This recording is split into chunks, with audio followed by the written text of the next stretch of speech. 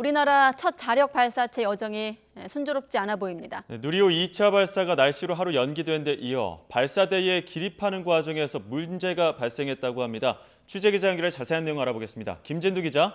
네, 김진우입니다. 네, 신호 이상이라고 했는데 어떤 문제가 생긴 겁니까? 네, 우선 이런 문제가 발생한 것을 확인한 것은 오늘 오후 3시 반에 원래 브리핑이 예정이 돼 있었습니다.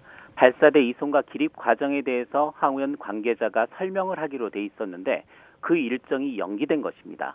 연기된 원인은 발사대 문제라고만 알려졌는데요.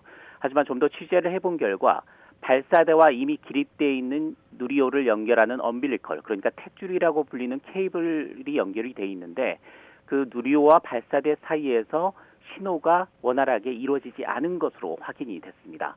그러니까 뭔가 발사대에서 신호를 보내면 누리호에서 거기에 대해서 반응을 해야 되는데 그 과정이 순조롭지 않았다는 겁니다. 현재 항우연 관계자들은 발사대나 누리호 어느 쪽에서 문제가 생겼는지 원인을 파악하고 있으며 그 원인 파악과 이상 문제 해결까지는 다소 시간이 걸리기 때문에 브리핑을 연기한 것이라고 밝혔습니다. 아직까지 다음 브리핑 시각은 밝혀지지 않고 있습니다. 애초에는 내일 오후 4시쯤이면 발사가 이루어지지 않겠느냐 이런 관측들이 많았었는데 누리호 네네. 발사 어떻게 되는 겁니까? 여러 가지 가능성이 있습니다.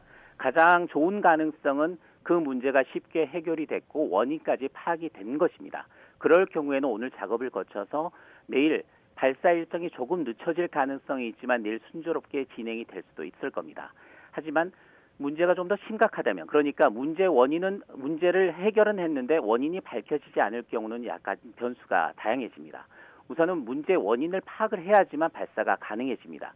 그럴 경우에는 현재 누리호가 이미 연료나 산화제 같은 걸 넣지 않은 상태에서 기립해 있는 상태이기 때문에 그 상태에서 문제 해결을 추진해 볼 수 있습니다. 그럴 경우에는 하루 정도 일정이 연기되는 것으로만으로도 충분히 발사가 가능해질 수 있습니다.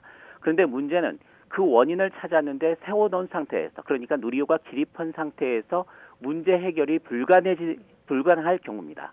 이런 경우에는 누리호가 다시 조립등으로 내려가서 분해된 뒤 문제 해결 작업을 거쳐야 합니다.